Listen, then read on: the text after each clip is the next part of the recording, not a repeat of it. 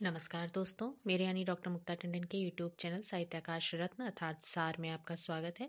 इस चैनल पर आपको हिंदी साहित्य से जुड़ी समस्त जानकारी देने का मेरा प्रयास रहेगा। आज हम बात करेंगे हिंदी साहित्य के काल विभाजन से जुड़ी हुई। देखिए, साहित्य इतिहास लेखन की जो परंपरा है उसमें सबसे जटिल पक्ष जो है वो पूरे साहित्य इतिहास के काल विभाजन से जुड़ा हुआ है। ये एक समस्या भी है और ये विवादास्पद बिंदु भी है। आखिर एक युग की काल अवधि कब से कब तक मानी जाए और क्यों मानी जाए? इस प्रश्न का उत्तर देना कुछ सरल कार्य नहीं है। स्वयं नगेंद्र भी ये कहते हैं कि इतिहास के नाम का प्रयोग प्रतीक रूप में करना ही अधिक तर्कसंगत है और जहां तक यह संभावना नहीं हो वहां पर संकेत मात्र से काम चल सकता है। नाम में अशुद्ध या स्पष्ट प्रतीकार्थ भरने या बिंब रूप प्रदान करने की चेष्टा करना व्यर्थ है। यानी उनका ही मानना है कि प्रतीक रूप में और संकेत से अगर काम चल सकता है तो हमारे लिए वही नामकरण उचित रहते हैं। सबसे अधिक जो समस्या है वो है काल विभाजन की तरीकों को लेकर के। जैसे ज्ञात साहित्य का प्रमाणिकता का अभाव है, साहित्य की कसौटी के निर्धारण में अनिश्चितता है, अनेक जगह पर हमें हस्तलिखित स्वरूप सुरक्षित मिले हैं तो कई जगह वो नष्ट हो चुके हैं। तो इस वजह से किसी भी निष्कर्ष पर पहुंचना थोड़ा सा कठिन रहता है। लेकिन फिर भी एक मार्जिन ऑफ एरर लेकर के जब हम चलते हैं तो हम कुछ बिंदुओं को अलग हटाते हुए जो मुख्य मुख्य बिंदु हैं उनके आधार पर अध्ययन करते हुए यह सिद्ध कर सकते हैं कि काल विभाजन कितना जेन्युइन है, कितना सही है। उसका कारण है, जब हम किसी भी साहित्य इतिहास को जानने की कोशिश करते हैं तो हमें उससे जुड़े हुए जो भी अतीत की जानकारियां हैं, जो भी उसके जुड़े हुए पक्ष हैं, उनकी जानकारी होना अवश्यंभावी है। हम भले ही आज आधुनिक काल में रह रहे हों, लेकिन यहाँ तक हिंदी को पहुंचने में किन किन अवस्थाओं से गुजरना पड़ा, हिंदी साहित्य ने अपने रूप को कितनी और कैसे बदला है, ये सारी जानकारियां ये काल विभाजन ही हमको प्रदान करता है। काल विभाजन करते समय साहित्य इतिहासकारों ने इन कठिनाइयों का सामना करते हुए बहुत सूझबूझ का परिचय दिया है। काल विभाजन को लेकर के कुल जो पद्धतियां हैं वो 4 हैं, जिसमें से पहली पद्धति के अनुसार संपूर्ण इतिहास का जो विभाजन है वो 4 युगों में किया गया है। वो आप सब जानते हैं, आदिकाल, पूर्व मध्यकाल, उत्तर मध्यकाल और आधुनिक काल। इसके अलावा दूसरी पद्धति है जिसमें हम 3 वर्गों में बांटते हैं, आदि, मध्य और आधुनिक। तीसरी पद्धति है जो विधा क्रम के आधार पर यानी गद्य और पद्य के आधार पर बांटती है। और चौथी है ऋजु पद्धति जो शुद्ध काल क्रमानुसार वस्तुगत विभाजन को अधिक तर्कसंगत मानती है। लेकिन अगर हम जितने भी हिंदी साहित्यकार हैं उनके काल विभाजन को देखो तो सबने पहली ही जो तरीका है उसको सही माना है और हिंदी साहित्य के इतिहास को 4 युगों में बांटा है। इसमें जो पहला युग है उसका नाम है आदिकाल। अब ये जो प्रथम युग आदिकाल है इसका निर्धारण बहुत जटिल है। उसका कारण भी बहुत सामान्य सा है कि एक वर्ग है जो प्रथम युग का आरंभ 7वीं 8वीं शताब्दी से मानता है और दूसरा वर्ग है जो 1000 ईस्वी के आसपास इसको आरंभ करने के पक्ष में है।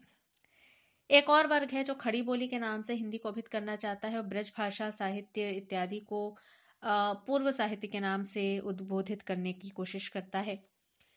और ऐसे में इन भाषाओं को हिंदी साहित्य में स्थान देने के विषय में औचित्य देने के का क्या औचित्य है, इसके ऊपर डॉक्टर नगेंद्र का कथन है कि हिंदी के विद्वान और अन्य भाषाविद आरंभ से ही स्वीकार करते आए हैं कि भारतवर्ष में जितने भूभागों में वर्तमान हिंदी खड़ी बोली, सामाजिक व्यवहार यानी पत्राचार, शिक्षा दीक्षा, सार्वजनिक आयोजन, विचार विनिमय, साहित्यिक अभिव्यक्ति की माध्यम भाषा है, वह सब हिंदी प्रदेश है और इस सबके अंतर्गत बोली जाने वाली जो भाषाएं हैं वो हिंदी की उपभाषा है। तो इस आधार पर ब्रज भाषा और अवधी भाषा के साहित्य को भी अगर हम इसमें शामिल करते हैं तो उसमें किसी को गुरेज नहीं होना चाहिए।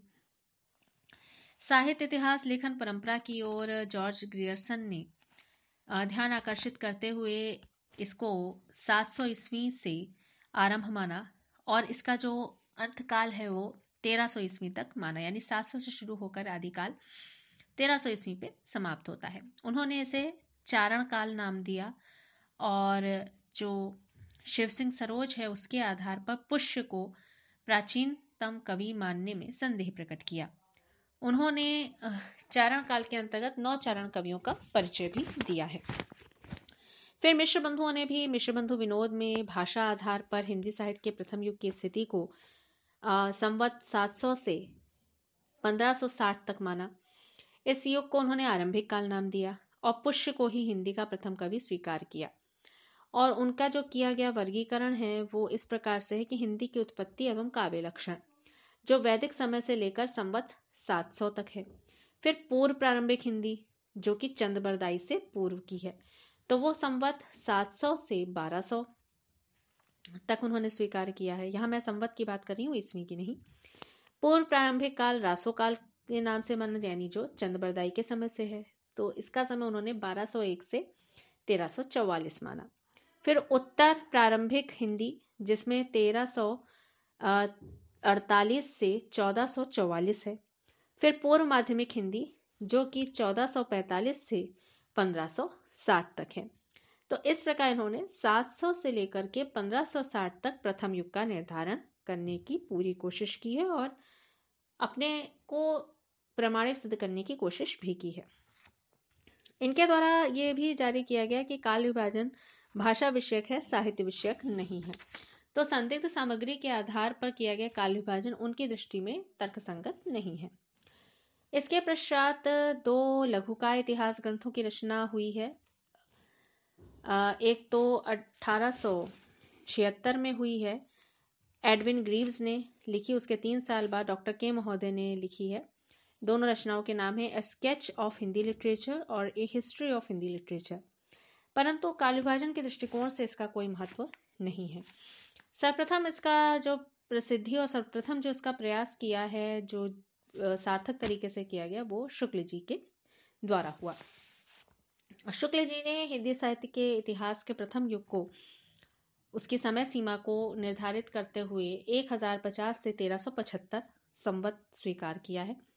अगर उन्हीं के शब्दों में देखें तो मुंज और भोज के समय में तो ऐसी अपभ्रंश या पुरानी हिंदी का पूरा प्रचार शुद्ध साहित्य और काव्य रचनाओं में भी पाया जाता है। अतः हिंदी साहित्य का आदिकाल संवत 1050 से लेकर संवत 1375 तक, अर्थात राजा भोज के समय से लेकर हमीर देव के समय के कुछ पीछे तक माना जा सकता है।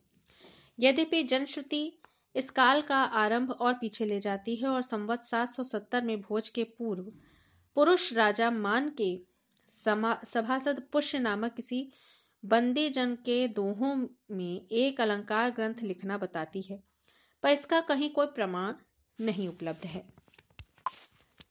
काल विभाजन के अतिरिक्त शुक्ल जी ने संदिग्ध वीर गाथात्मक रचनाओं के आधार पर इस युग को वीर गाथा काल कहना भी उचित समझा। प्रश्न ये उठता है कि शुक्ल जी ने ऐसी कौन सी कृतियों को आधार बनाया और इस युग का आरंभ संवत 1050 से माना।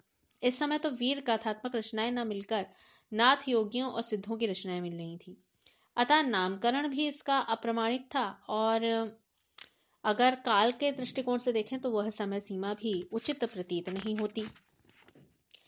तो तर्कसंगत रचनाओं के आधार पर अगर हम बात देखें तो 1455 संवत में श्रीधर ने जब रणमल छंद लिखी, वो वीर काव्य धारा के अंतर्गत समाविष्ट कर ली गई। तो ऐसे में वीरगाथा काल का अंत भी 1375 तक मानना उचित नहीं कहा जा सकता।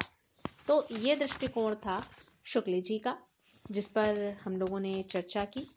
शुक्ल जी के पश्चात बाबू श्याम सुंदर दास ने भी हिंदी साहित्य का काल विभाजन करने का प्रयास किया है और उन्होंने हिंदी भाषा और साहित्य में आदि युग को वीर गाथा का युग कहा और उसकी सीमा का निर्धारण 1050 से 1400 तक किया। यानी उन्होंने वही समय सीमा ली, बस ये है कि 1375 के बजाय 1400 तक का संवत लिया है। और उन्होंने जो तथ्य स्थापित किए वो इस प्रकार से प्रस्तुत किए कि प्रारंभिक काल में वीर गाथाओं तथा अन्य प्रकार की वीरोल्लासनी कविताओं की प्रधानता दिखाई देती है। यद्यपि उस काल की कविता में श्रृंगार और प्रेम की भी झलक पाई जाती है, तथापि वे वीरता की पुष्टि के लिए आए हैं, स्वतंत्र रूप से नहीं आए। नामकरण की दृष्टि से रमाशंकर रसाल ने हिंदी साहित्य का इतिहास में जो तथ्य दिया है वो भी उल्लेखनीय है। उन्होंने आदिकाल की अवधि 1000 से 1400 तक मानी। उसे हिंदी साहित्य इतिहास की बाल्यावस्था की संज्ञा भी दी है। शेष चर्चा हम अपने अगले वीडियो में करते हैं। तब तक के लिए नमस्कार।